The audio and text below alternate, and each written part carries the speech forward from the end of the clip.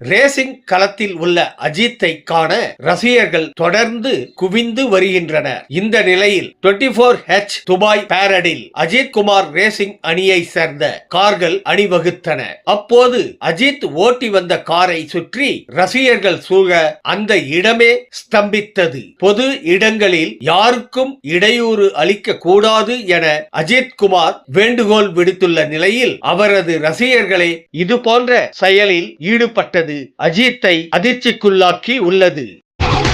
Get ready.